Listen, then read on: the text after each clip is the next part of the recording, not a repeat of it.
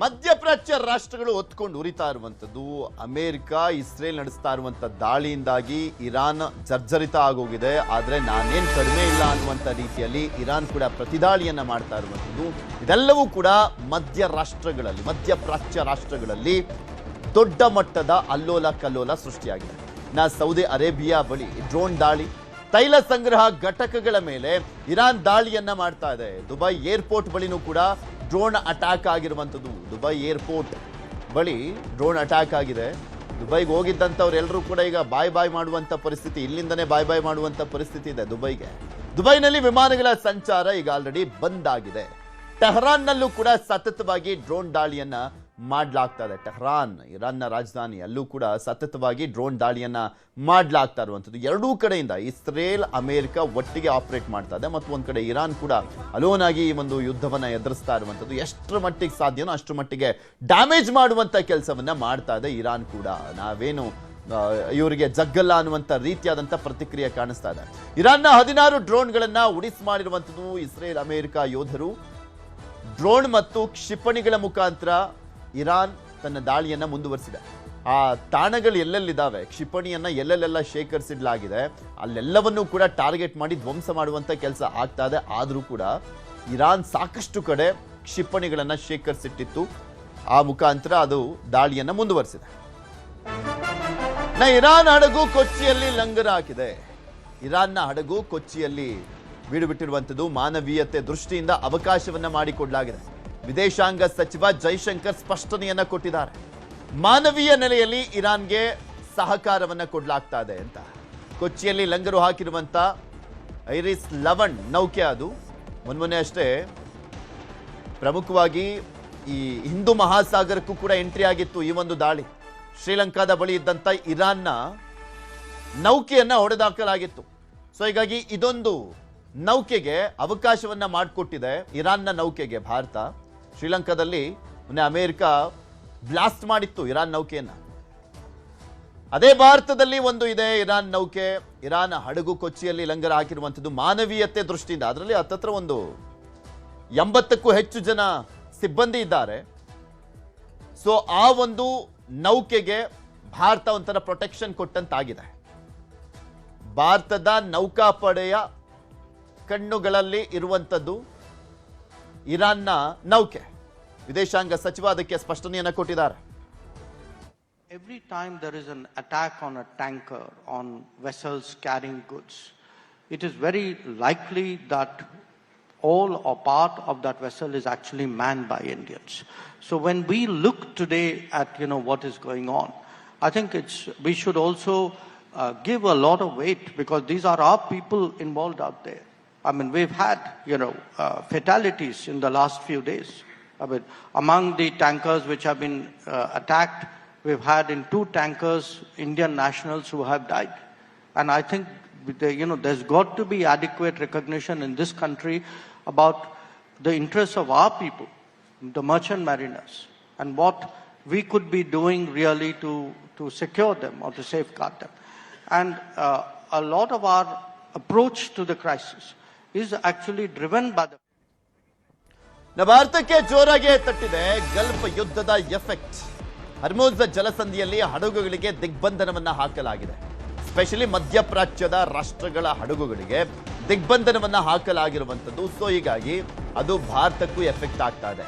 ಕಚ್ಚಾ ತೈಲ ಹಾಗೂ ಗ್ಯಾಸ್ ಪೂರೈಕೆಯಲ್ಲಿ ವ್ಯತ್ಯಯ ಆಗ್ತಾ ಇದೆ. ಸ್ಪೆಷಲಿ ಕಚ್ಚಾ ತೈಲದ ಜೊತೆಗೆ ಈ ಗ್ಯಾಸ್ ವಿಚಾರದಲ್ಲಿ ದೊಡ್ಡ ಮಟ್ಟದಲ್ಲಿ ಹೊಡೆತ ಬೀಳ್ತಾ ಇರುವಂಥದ್ದು ಭಾರತಕ್ಕೆ ಬರ್ತಾ ಇಲ್ಲ ಕಚ್ಚಾ ತೈಲದ ಹಡಗುಗಳು. ಗಲ್ಫ್ ರಾಷ್ಟ್ರಗಳಿಂದ ಬರ್ತಾ ಇದ್ದಂಥ ಕೆಲ ಹಡಗುಗಳಿಗೆ ತಡೆಯನ್ನ ಹಾಕಲಾಗಿದೆ. ಈಗ ರಷ್ಯಾ, ಚೀನಾ, ಭಾರತಕ್ಕೂ ಅವಕಾಶ ಇದೆ ತನ್ನ ನೌಕೆಗಳು ಹೋಗ್ಲಿಕ್ಕೆ, ಹಡಗುಗಳು ಹೋಗ್ಲಿಕ್ಕೆ.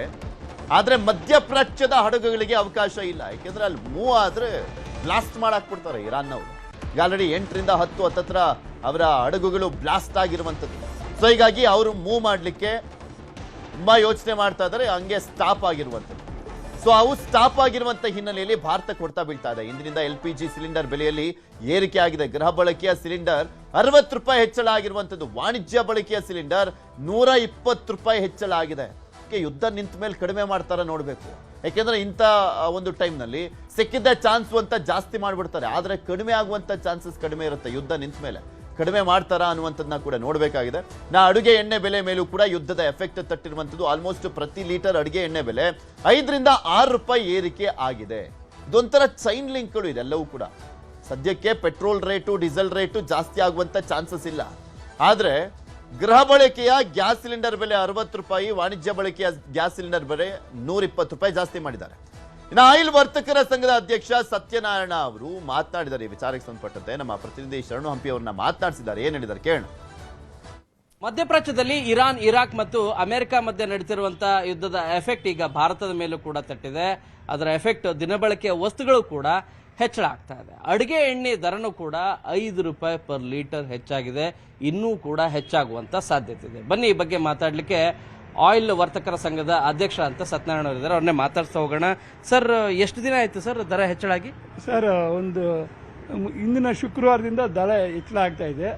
ಶನಿವಾರ ಸೋಮವಾರ ದಿವಸ 1 ರೂಪಾಯಿ ಜಾಸ್ತಿ ಆಗ್ತಾ ಇದೆ ಸರ್, ಪರ್ ಲೀಟರ್ ಸರ್. ಎಷ್ಟು ಸರ್ ಇಲ್ಲಿವರೆಗೆ ಜಾಸ್ತಿ ಆಗಿರೋದು? ಅಂದ್ರೆ 4 ರಿಂದ 5 ರೂಪಾಯಿನ ಒಂದು ವಾರದಲ್ಲಿ 5 ರೂಪಾಯಿ ಜಾಸ್ತಿ ಆಗಿದೆ ಸರ್. ಇನ್ನೂ ಜಾಸ್ತಿ ಆಗುವಂತ ಚಾನ್ಸಸ್ ಇದೆಯಾ ಸರ್? ಯುದ್ಧ ನಿಲ್ಲದೆ ಇದ್ರೆ ಖಂಡಿತವಾಗ್ಲೂ ಇನ್ನೂ ಒಂದು 3-4 ರೂಪಾಯಿ ಜಾಸ್ತಿ ಆಗೋ ಚಾನ್ಸಸ್ ಇದೆ ಸರ್. ಅಲ್ಲ, ಆಯಿಲ್ ಯೂಶಲಿ ಮಲೇಷ್ಯಾದಿಂದ ಬರೋದಲ್ವಾ, ಬಟ್ ಅದ್ರ ಎಫೆಕ್ಟ್, ಯುದ್ಧದ ಎಫೆಕ್ಟ್ ಯಾಕೆ ಆಗ್ತದೆ? ಇಲ್ಲ, ಈಗ ಇದು ಕರೆನ್ಸಿ ಮೇಲೆ ಡಿಪೆಂಡ್ ಸರ್. ಪರ್ಚೇಸ್ ಮಾಡೋದೆಲ್ಲ ಅವರು ಡಾಲರ್ಸ್ ಮೇಲೆ ಇದು ಮಾಡ್ತಾರೆ. ಯುದ್ಧ ಸ್ಟಾರ್ಟ್ ಆದಮೇಲೆ ಡಾಲರ್ ಸುಮಾರು 1.5 ರಿಂದ 2 ರೂಪಾಯಿ ಜಾಸ್ತಿ ಆಗಿದೆ. ಆದರೆ ಆಟೋಮೆಟಿಕ್ ಆಗಿ ಅದ್ರ ಮೇಲೆ ಇದಾಗುತ್ತೆ. ಪ್ಲಸ್ ಸನ್ಫ್ಲವರ್ ಆಯಿಲ್ ಎಲ್ಲ ನಮ್ಮ ಇರಾನ್ ಇದರಿಂದನೇ ಬರಬೇಕು.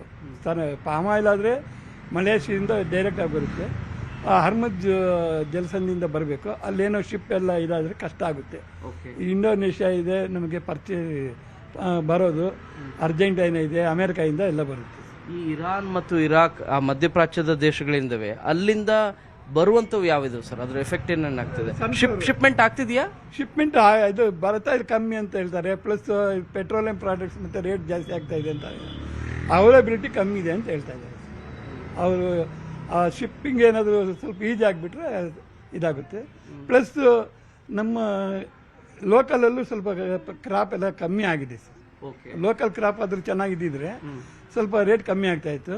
ಕಡಲೆಕಾಯಿ ಬೀಜ ತುಂಬ ಜಾಸ್ತಿ ಆಗಿಬಿಟ್ಟಿದೆ, ಸೂರ್ಯಕಾಂತಿ ಬೀಜನೂ ಜಾಸ್ತಿ ಆಗಿದೆ, ಸೂರ್ಯಕಾಂತಿ ಎಣ್ಣೆ ಲೋಕಲ್ಲು ಜಾಸ್ತಿ ಆಗಿದೆ. ಸ್ಟಾಕ್ ಏನಿಲ್ವಾ ಸರ್? ಯೂಶಲಿ ಇರುತ್ತಲ್ಲ ಮಾರ್ಕೆಟ್ ವರ್ಕ್, ನೀವೆಲ್ಲರೂ ಸ್ಟಾಕ್ ಇಟ್ಕೊಂಡಿರ್ತೀರಿ, ಬಟ್ ಆ ರೀತಿ ಕಾಣಿಸ್ತಿಲ್ವಾ? ಇಲ್ಲ ಸರ್, ಸ್ವಲ್ಪ ಸ್ಟಾಕ್ ಲಿಮಿಟೆಡ್ ಆಗಿ ಕೊಡ್ತಾ ಇದ್ದಾರೆ. ನಮ್ಗೆ ಎಷ್ಟು ಬೇಕೋ ಅಷ್ಟು ಕೊಡ್ತಾ ಇಲ್ಲ. ಅದರಲ್ಲಿ ನೋಡ್ಕೊಂಡು ಎಲ್ರಿಗೂ ಕೊಡಬೇಕಲ್ಲ, ಎಲ್ಲ ಡೀಲರ್ಗೂ ಕೊಡಬೇಕು ಅಂತ ಹೇಳ್ಬಿಟ್ಟು ಲಿಮಿಟೆಡ್ ಆಗಿ ಅವರು ಕಳಿಸ್ತಾ ಇದ್ದಾರೆ. ಡಾಲರ್ ಮೌಲ್ಯನೂ ಕೂಡ ನಿಮಗೆ ಹೆಚ್ಚಾಗ್ತಿರೋ ಕಾರಣಕ್ಕಾಗಿ ರೂಪಾಯಿ ಮೌಲ್ಯ ಕುಸಿತಾ ಇದೆ. ಇದರ ಎಫೆಕ್ಟ್ ಈಗ ನಮ್ಮ ದಿನಬಳಕೆ ವಸ್ತುಗಳ ಮೇಲೂ ಕೂಡ ತಟ್ತಾ ಇದೆ. ಕ್ಯಾಮರಾ ಪರ್ಸನ್ ನೂರ್ ಅಹಮದ್ ಶರೀಫ್ ಜೊತೆ ಶರಣು ಹಂಪಿ, ನ್ಯೂಸ್ 18. ಇಸ್ರೇಲ್ ಇರಾನ್ ನಡುವೆ ಯುದ್ಧ ಹಿನ್ನೆಲೆಯಲ್ಲಿ LPG ಗ್ಯಾಸ್ ಕೊರತೆ ಜೊತೆಗೆ ದರ ಏರಿಕೆ ಕೂಡ ಆಗಿದೆ. ಕಳೆದ 4 ದಿನಗಳ ಹಿಂದೆ 1 ಲೀಟರ್ಗೆ 59 ರೂಪಾಯಿ ಇದ್ದಂತ ಬೆಲೆ ಈಗ 64 ರೂಪಾಯಿ ಏರಿಕೆ ಆಗಿದೆ. LPG ಗ್ಯಾಸ್ ಬಂಕ್ಗಳ ಮುಂಭಾಗದಲ್ಲಿ ನೋ ಸ್ಟಾಕ್ ಬೋರ್ಡ್ ಅನ್ನ ಕೂಡ ಹಾಕಿದ್ದಾರೆ ಮಾಲೀಕರು. ಬೆಂಗಳೂರಿನ ಬಹುತೇಕ ಕಡೆ ಬೋರ್ಡ್ ಅನ್ನ ಹಾಕಿದ್ದು ಕಳೆದ 3 ದಿನಗಳಿಂದ LPG ಗ್ಯಾಸ್ ಬರ್ತಾ ಇಲ್ಲ, ಗ್ರಾಹಕರು ಸಹಕರಿಸಬೇಕು ಅಂತ ಮನವಿಯನ್ನ ಮಾಡಿಕೊಂಡಿದ್ದಾರೆ. ಇದೇ ವಿಚಾರಕ್ಕೆ ಸಂಬಂಧಪಟ್ಟಂತೆ ಗ್ರಾಹಕರು ಏನಂತಾರೆ ಅನ್ನುವಂಥದ್ರ ಬಗ್ಗೆ ನಮ್ಮ ಪ್ರತಿನಿಧಿ ಅಲ್ಲಿರುವಂತಹ ಗ್ರಾಹಕರನ್ನ ಮಾತನಾಡಿಸಿದ್ದಾರೆ, ನೋಡೋಣ.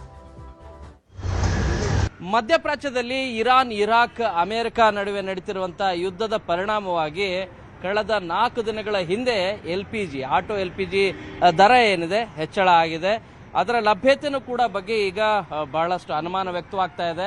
ನಾವೀಗ ಲಾಲ್ಬಾಗ್ನಲ್ಲಿರುವಂಥ LPG ಆಟೋ ಸಿಲಿಂಡರ್ ಇರುವಂಥ ಪೆಟ್ರೋಲ್ ಬಂಕ್ ಹತ್ರ ಇದ್ದೇವೆ. ಇಲ್ಲಿ 4.5 ರೂಪಾಯಿಂದ 5 ರೂಪಾಯಿ ಹೆಚ್ಚಳ ಆಗಿರೋದು ಪರ್ ಲೀಟರ್ LPG ಆಟೋ ದರ ಹೆಚ್ಚಳ ಆಗಿರೋದು. ಇನ್ನು ಇವತ್ತು ಮಾತ್ರ ಲಭ್ಯತೆ ಇದೆ, ನಾಳೆಗೆ ಲಭ್ಯತೆಯೂ ಕೂಡ ಇಲ್ಲ. ಯುದ್ಧದ ಎಫೆಕ್ಟ್ನಿಂದಾಗಿ ಈ ರೀತಿ ತೊಂದರೆ ಆಗ್ತಾ ಇದೆ. ಇದಕ್ಕೆ ಸಹಕರಿಸಬೇಕಾಗಿಯೂ ಕೂಡ ಮಹತ್ವದಂಥ ಒಂದು ಸೂಚನೆ ಬೋರ್ಡನ್ನು ಕೂಡ ಹಾಕಿರೋದು ಕಂಡು ಬರ್ತಾ ಇದೆ. ಬನ್ನಿ ಇಲ್ಲಿ ಬಂಕ್ನ ಮಾಲಕರನ್ನ ಮಾತಾಡ್ತಾ ಹೋಗ್ತೀನಿ, ಅವ್ರು ಏನು ಹೇಳ್ತಾರೆ ಅಂತೇಳಿ. ಸರ್, ಯಾವಾಗಿಂದ ಸರ್ ದರ ಹೆಚ್ಚಳ ಆಗಿರೋದು? ಸರ್, ನಮಗೆ 3 ದಿನದ ದರ ಹೆಚ್ಚಾಗಿದೆ, ಮತ್ತೆ ಅವೈಲಬಿಲಿಟಿನೂ ಕಮ್ಮಿ ಇದೆ ಸರ್. ಸ್ಟಾಕು ಬರ್ತಾ ಇಲ್ಲ. ನೋಡೋಣ, ಈ ನಾಳೆ ಏನಾರು ಬಂದರೆ ಸೇಲ್ ಮಾಡ್ತೀವಿ, ಇಲ್ಲ ಅಂದ್ರೆ ಸ್ಟಾಪ್ ಮಾಡಬೇಕಾಗುತ್ತೆ. ಎಷ್ಟು ಸರ್ ದರ ಹೆಚ್ಚಳ ಮಾಡಿರೋದು ನೀವು? ಈಗ ಮೊದಲು 59, 73 ಇತ್ತು, 74 ಇತ್ತು ಪರ್ ಲೀಟರ್. ಈಗ ಮೊನ್ನೆಯಿಂದ 5 ರೂಪೀಸ್ ಜಾಸ್ತಿ ಆಗಿದೆ, 64, 74 ಆಗಿದೆ. ಇವತ್ತು ಎಷ್ಟಾಗುತ್ತೋ ಗೊತ್ತಿಲ್ಲ ಸರ್. ಅವೈಲಬಿಲಿಟಿ ಇದೆಯಾ ಅಂತ ಏನಂತ? ಅವೈಲಬಿಲಿಟಿ ಇಲ್ಲ ನಮ್ದು. ಇವತ್ತು ಇವತ್ತು ಇವರೆಗೂ ಇದೆ. ನಾಳೆ ಏನಾದ್ರು ಕ್ಲೋಸ್ ಆದರೆ ಏನು ಬರಲಿಲ್ಲ ಅಂದರೆ ಏನು ಮಾಡ್ಲಿಕ್ಕಾಗಲ್ಲ ಸರ್. ಯೂಶಲಿ ಡೈಲಿ ಎಷ್ಟು ವೆಹಿಕಲ್ಗಳು ಬರುತ್ತೆ ಸರ್ ಆಟೋದು LPG? ಇಲ್ಲಿ 400 ಇಂದ 400 ಇಂದ 500 ವೆಹಿಕಲ್ ಡೈಲಿ ಬರ್ತವೆ ಸರ್. ಈಗ ಪ್ರೈಸ್ ಜಾಸ್ತಿ ಆಗಿರೋದ್ರಿಂದ ಕೆಲವು ಆಟೋದವರು ಹಾಗೆ ಹೋಗ್ತಾ ಇದ್ದಾರೆ, ಕೆಲವರು ಹಾಕ್ಕೊಂತ ಇದ್ದಾರೆ. ನಮ್ಮ ಹತ್ರದ್ದು ಸ್ಟಾಕ್ ಇಲ್ಲ.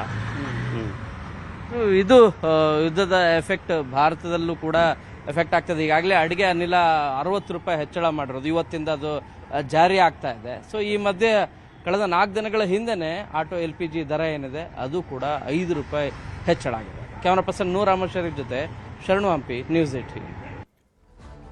ಭಾರತಕ್ಕೆ ಗಲ್ಫ್ ರಾಷ್ಟ್ರಗಳಲ್ಲಿ ನಡೀತಾ ಇರುವಂತಹ ಯುದ್ಧ ಹೊಡೆತವನ್ನ ಕೊಡ್ತಾ ಇರುವಂಥದ್ದು ಜನಸಾಮಾನ್ಯರ ಮೇಲೂ ಕೂಡ ಹೊರೆ ಬೀಳುವಂತೆ ಮಾಡ್ತಾ ಇದೆ.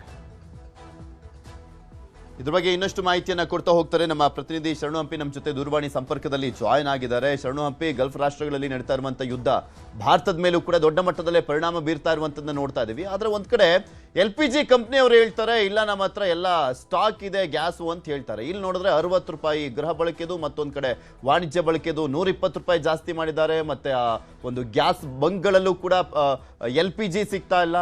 ಮತ್ತೆ ಇನ್ನೊಂದು ಕಡೆ ಇದೆಲ್ಲವೂ ಕೂಡ ಚೈನ್ ಲಿಂಕು. ಗ್ಯಾಸ್ ರೇಟ್ ಎಲ್ಲ ಜಾಸ್ತಿ ಆಗ್ತಾ ಹೋದ್ರೆ ಬೇರೆ ಹೋಟೆಲ್ಗಳಲ್ಲೂ ಕೂಡ ಎಲ್ಲ ತಿಂಡಿ ಕಾಫಿ ರೇಟ್ಗಳು ಕೂಡ ಜಾಸ್ತಿ ಆಗ್ತಾ ಹೋಗುತ್ತೆ. ಹೇಗ್ ನೋಡ್ಬೋದು ಇದನ್ನ? ಖಂಡಿತ ಪೃಥ್ವಿ, ಯಾಕಂದ್ರೆ ದಿನಬಳಕೆ ವಸ್ತುಗಳ ಬೆಲೆ ಕಣ್ಮುಂದೆನೆ ಇದೆ, ಎಲ್ಲವೂ ಕೂಡ ಹೆಚ್ಚಳ ಆಗ್ತಾ ಇದೆ. ನಿಮಗೆ ಅಡಿಗೆ ಅನಿಲ LPG ದರ ಏನಿದೆ ಅಂದ್ರೆ ನಿಮ್ಗೆ ಆಟೋಗಳು ಬಳಕೆ ಮಾಡುವಂತ LPG ಏನಿದೆಲ್ಲ, ಸೊ ಅದು ಈಗಾಗಲೇ 4-5 ದಿನಗಳಿಂದ ಹಿಂದೆನೆ ದರ ಹೆಚ್ಚಳ ಆಗಿದೆ. 5 ರೂಪಾಯಿ ಪರ್ ಲೀಟರ್ ಹೆಚ್ಚಳ ಆಗಿರೋದು. ಇವತ್ತು ನಮ್ಮ ಗೃಹ ಬಳಕೆ ಅಡಿಗೆ ಅನಿಲ ಏನಿದೆ ಅದರ ದರವನ್ನ 60 ರೂಪಾಯಿ ಹೆಚ್ಚಳ ಮಾಡಿದ್ದಾರೆ. ಇನ್ನು ವಾಣಿಜ್ಯ ಬಳಕೆಯ LPG ಏನಿದೆ ಅಂದ್ರೆ ನಿಮಗೆ ಸಿಲಿಂಡರ್, ಅದರ ದರವನ್ನ 15ರಿಂದ 120 ರೂಪಾಯಿ ಮಾಡಿದ್ದಾರೆ. ಸೊ ಈ ರೀತಿ ಆಗ್ತಾ ಹೋದ್ರೆ ದಿನಬಳಕೆಯ ವಸ್ತುಗಳನ್ನ ಬಳಕೆ ಮಾಡುವಂತ ಬಡವರು, ಶ್ರಮಿಕರು, ಕೂಲಿ ಕಾರ್ಮಿಕರು, ಮಧ್ಯಮ ವರ್ಗದವರಿಗೆ ಬಹಳನೇ ಕಷ್ಟ ಆಗತ್ತೆ. ಇದರ ಜೊತೆಗೆ ಇನ್ನೂ ಕೂಡ ಅಡಿಗೆ ಎಣ್ಣೆಯ ದರನು ಕೂಡ ಹೆಚ್ಚಳ ಆಗಿದೆ. ಈಗಾಗಲೇ 5 ರೂಪಾಯಿ ಹೆಚ್ಚಳ ಆಗಿದೆ. ಇದೇ ರೀತಿಯಾದಂತ ಸಿಚುವೇಶನ್ ಮುಂದುವರಿತಾ ಹೋದ್ರೆ ಇನ್ನೂ 5 ರೂಪಾಯಿ ಹೆಚ್ಚಳ ಆಗತ್ತೆ ಅಂತ ಹೇಳಿ ಆಯಿಲ್ ವರ್ತಕರ ಸಂಘದ ಅಧ್ಯಕ್ಷ ಸತ್ಯನಾರಾಯಣ ಅವರು ಕೂಡ ನಮ್ಮ ಜೊತೆಗೆ ಮಾತಾಡ್ತಾ ಇದ್ರು. ರೂಪಾಯಿ ಮೌಲ್ಯ ಕುಸಿತಾ ಇದೆ, ಡಾಲರ್ ಮೌಲ್ಯ ಹೆಚ್ಚಳ ಆಗ್ತಾ ಇದೆ. 93 ರೂಪಾಯಿ ಡಾಲರ್ ಮೌಲ್ಯ ಆಗ್ತಾ ಇರೋದು. ಇದೆಲ್ಲದಕ್ಕೂ ಕೂಡ ಬಹಳ ಪ್ರಮುಖವಾದಂತ ಕಾರಣ ಯುದ್ಧದ ಎಫೆಕ್ಟ್. ಅದರ ಎಫೆಕ್ಟ್ ಇಂದಾಗಿ ಭಾರತದಲ್ಲಿ ದಿನಬಳಕೆ ವಸ್ತುಗಳೆಲ್ಲವೂ ಕೂಡ ಹೆಚ್ಚಳ ಆಗ್ತಾ ಇದೆ. ಬಟ್ ವಾಸ್ತವವಾಗಿ ನೋಡ್ತಾ ಹೋದ್ರೆ ಇಂಡಿಯನ್ ಆಯಿಲ್ ಕಂಪನಿ ಇರ್ಬೋದು ಮತ್ತೆ ಗ್ಯಾಸ್ ಕಂಪನಿ ಇರ್ಬೋದು. ಮಾತನಾಡಿಸ್ತೀನಿ. ನಮ್ಮ ಜೊತೆ ಈಗ ಡಾಕ್ಟರ್ ಕೃಷ್ಣರಾಜ್ ಅವರು, ಆರ್ಥಿಕ ತಜ್ಞರು, ದೂರವಾಣಿ ಸಂಪರ್ಕದಲ್ಲಿ ಜಾಯ್ನ್ ಆಗಿದ್ದಾರೆ. ನಮಸ್ಕಾರ ಸರ್. ನಮಸ್ತೆ. ಜಾಗತಿಕವಾಗಿ ಯುದ್ಧ ನಡೆಯುವಂತ ಸಂದರ್ಭದಲ್ಲಿ 2 ರಾಷ್ಟ್ರನೇ ಆಗ್ಲಿ ಅಥವಾ ಮಧ್ಯಪ್ರಾಚ್ಯನೇ ಆಗ್ಲಿ, ಎಲ್ಲ ಯುದ್ಧ ನಡೆದ್ರು ಒಂದಲ್ಲ ಒಂದು ರೀತಿಯಲ್ಲಿ ಎಲ್ಲಾ ದೇಶಗಳಿಗೂ ಕೂಡ ಎಫೆಕ್ಟ್ ಆಗುತ್ತೆ. ಬಟ್ ಈ ಮಧ್ಯಪ್ರಾಚ್ಯದಲ್ಲಿ ನಡೀತಾ ಇರುವಂತದ್ದು ಹೇಗೆಲ್ಲ ಭಾರತಕ್ಕೆ ಕಾಡ್ತಾ ಇದೆ ಅಂತ ನಷ್ಟ, ಅದ್ರ ಜೊತೆಗೆ ಜನಸಾಮಾನ್ಯರ ಮೇಲೂ ಕೂಡ ಹೊರೆ ಆಗ್ತಾ ಇದೆ. ಭಾರತ ದೇಶ ಮುಖ್ಯವಾಗಿ ಒಂದು ಫಾಸಿಲ್ ಫ್ಯೂಯಲ್ ಅಥವಾ ಈ ಒಂದು ಪೆಟ್ರೋಲ್, ಡೀಸೆಲ್ ಮತ್ತೆ ಗ್ಯಾಸ್ ಇಂಪೋರ್ಟ್ ಮೇಲೆ ಜಾಸ್ತಿ ಡಿಪೆಂಡೆನ್ಸ್ ಇರುವಂತದ್ದು. 90% ನಾವೇನ್ ಮಾಡ್ತಾ ಇದೀವಿ, ಆಯಿಲ್ನೆಲ್ಲ ಇಂಪೋರ್ಟ್ ಮಾಡ್ಕೊಳ್ತಿರೋದ್ರಿಂದ ಭಾರತಕ್ಕೆ ಜಾಸ್ತಿ ಅಫೆಕ್ಟ್ ಆಗುವಂತದ್ದು. ಭಾರತದ ಒಂದು ಆರ್ಥಿಕತೆ ವೆರಿ ಫ್ರೀಕ್ವೆಂಟ್ ಆಗಿ ಅಫೆಕ್ಟ್ ಆಗ್ತಿರೋದು ಈ ಒಂದು ಆಯಿಲ್ ಕ್ರೈಸಿಸ್ ಅಥವಾ ಮಿಡ್ಲ್ ಈಸ್ಟ್ ಕ್ರೈಸಿಸ್ ಇಂದ. ಇರಾಕ್ ವಾರ್ ಆಗಿರ್ಬೋದು, ಹಿಂದೆ ಈಗ ನಡೀತಿರುವಂತ ಮಿಡ್ಲ್ ಈಸ್ಟ್ ಕ್ರೈಸಿಸ್ ಇರ್ಬೋದು. ನಮ್ಮ ಆರ್ಥಿಕತೆ ಪುನಶ್ಚೇತನಗೊಳ್ತಿರುವಾಗ್ಲೇ ಇಂತ ವಾರ್ಗಳು ವೆರಿ ಫ್ರೀಕ್ವೆಂಟ್ ಆಗಿ ನಡೀತಾ ಇರೋದ್ರಿಂದ, ಮತ್ತೆ most of the 50% of the oil ಈ ಸ್ಟ್ರೈಟ್ ಆಫ್ ಹೊರ್ಮುಜ್ ಅಂತ ಏನ್ ಹೇಳ್ತೀವಿ, ಇದ್ರ ಮೂಲಕ ಬರ್ತಾ ಇರುವಂತದ್ದು. ಸೊ ಹೀಗಾಗಿ ಹಾರ್ಮೋಜ್ ಮೂಲಕ ಹೀಗಾಗಿ ನಮ್ಮ ಆಯಿಲ್ ಸ್ಟಾಕ್ ಏನಾಗ್ತಾ ಇದೆ, fast depleting. On the other hand ನಾವು ರಷ್ಯಾದಿಂದ ಆಯಿಲ್ ಕೊಂಡ್ಕೊಳ್ಳೋದನ್ನ US ಪ್ರೆಷರ್ ಹಾಕಿದ್ಮೇಲೆ ಕಡಿಮೆ ಮಾಡ್ತೀವಿ. ಇವತ್ತು ನೀವು ನೋಡಿರ್ಬಹುದು US ಪರ್ಮಿಷನ್ ಕೊಟ್ಟಿದ್ದಾರೆ ಮತ್ತೆ 30 ಡೇಸ್ ಅವಕಾಶ ಕೊಟ್ಟಿದ್ದಾರೆ ರಷ್ಯನ್ ಆಯಿಲ್ ಕೊಂಡ್ಕೊಳ್ಳಿಕ್ಕೆ, but not at discount rate. ಮತ್ತೆ ಈಗ ನಾವು ಯಾವಾಗ ಸೌದಿ ಅರೇಬಿಯಾ ಮತ್ತೆ ಇರಾಕ್ ಮತ್ತೆ ಈ ಕಡೆಯಿಂದ ಏನ್ ಆಯಿಲ್ ಪರ್ಚೇಸ್ ಮಾಡ್ತಾ ಇದ್ವಿ ಅಥವಾ ಇಂಪೋರ್ಟ್ ಮಾಡ್ಕೊಳ್ತಿದ್ವಿ, ಆಯಿಲ್ ಶಿಪ್ಸ್ ಎಲ್ಲ ಸ್ಟಾಪ್ ಮಾಡಿದೆ ಯಾವುದು ಇರಾನ್. ಯಾಕಂತಂದ್ರೆ we have not very clear about the stand the government of India taken with ಇದ್ರ ಫಾರಿನ್ ಪಾಲಿಸಿನಲ್ಲಿ. ಸೊ ಹೀಗಾಗಿ ಮೊನ್ನೆ ಒಂದು ಕನೆಕ್ಷನ್ ಎಸ್ಟಾಬ್ಲಿಷ್ ಮಾಡಿದ್ದಾರೆ, ಇರಾನ್ಗೆ ರಿಕ್ವೆಸ್ಟ್ ಮಾಡಿದ್ದಾರೆ. ಇರಾನ್ ಈಗ ಅವಾಯ್ಡ್ ಇದು ಅಲೋಯಿಂಗ್ ದಿ ಬಿಟ್ಟಿದೆ. But it takes its own time. But ಯಾವಾಗ ಏನಾಗುತ್ತೆ ಅನ್ನೋದು ಗೊತ್ತಿಲ್ಲ. ಮತ್ತೆ ಅದು ಇನ್ಸೂರೆನ್ಸ್ ಕಾಸ್ಟ್ ಏನಾಗ್ತಾ ಇದೆ, ಇಟ್ ಇಸ್ ಡಬ್ಲಿಂಗ್. ಈಗ ಶಿಪ್ಗಳು ಮೂವ್ಮೆಂಟ್ ಆಗ್ಬೇಕಾದಾಗ ಲಾಟ್ಸ್ ಆಫ್ ರಿಸ್ಕ್ ಮತ್ತೆ ಅನ್ಸರ್ಟನಿಟಿ ಇರ್ತದೆ. ಅಂದ್ರೆ ಆಮೇಲೆ ನಮ್ ಕಡೆಯಿಂದಲೇ ಶಿಪ್ಗಳು ಹೋಗ್ಬೇಕು, ನಮ್ ಕಡೆಯಿಂದಲೇ ತಗೊಂಡ್ಬರ್ಬೇಕು. ಆ ಮಧ್ಯಪ್ರಾಚ್ಯದ ಹಡಗುಗಳ ಮುಖಾಂತರ ತರ್ಲಿಕ್ಕೆ ಆಗೋದಿಲ್ಲ. ಹೌದು, ನೀವ್ ಹೇಳ್ತಿರೋದು ಕರೆಕ್ಟ್. ಯಾಕಂದ್ರೆ ಬೇರೆ ಹಡಗುಗಳಿಗೆ ಪರ್ಮಿಷನ್ ಇಲ್ಲ. ಓನ್ಲಿ ಇಂಡಿಯನ್ ಫ್ಲಾಗ್ ಇರುವಂತ ಅಥವಾ ಇಂಡಿಯನ್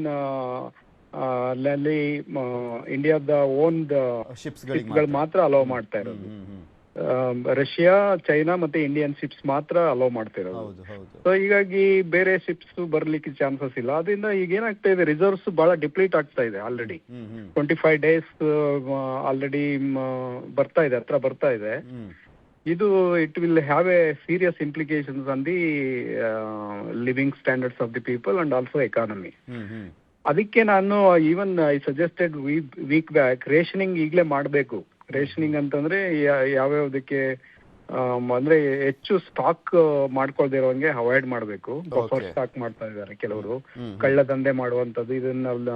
ಈ ಒಂದು ಸಂದರ್ಭನ ಉಪಯೋಗಿಸ್ಕೊಂಡು ಆರ್ಟಿಫಿಷಿಯಲ್ ಆಗಿ ಪೆಟ್ರೋಲ್ ಡೀಸೆಲ್ ಪ್ರೈಸಸ್ ನ ಹೆಚ್ಚು ಮಾಡುವಂತದ್ದು. ಸೊ ಇವುಗಳನ್ನೆಲ್ಲ ಸರ್ಕಾರ ಪ್ರೋಆಕ್ಟಿವ್ ಆಗಿ ಮಾಡ್ತಾ ಇಲ್ಲ. ಅದು ಸಮಸ್ಯೆ ಆಗ್ತಾ ಇರುವಂತದ್ದು. ಸೊ ಫರ್ದರ್ ಏನು ಅಂತಂದ್ರೆ ನಮ್ಮಲ್ಲಿ ಇರುವಂತ ಸೋರ್ಸಸ್ ನ ಹೇಗೆ ನಾವು ಬಳಸ್ಕೊಂಡು ಈ ರೀತಿಯ ಅನ್ಸರ್ಟನಿಟಿನ ಅವಾಯ್ಡ್ ಮಾಡ್ಬೇಕು ಅನ್ನೋದಕ್ಕೂ ಫ್ಯೂಚರ್ ಪ್ಲಾನ್ ಇಲ್ಲದೆ ಇರುವಂತದ್ದು ದೊಡ್ಡ ಸಮಸ್ಯೆ ಭಾರತದಲ್ಲಿ.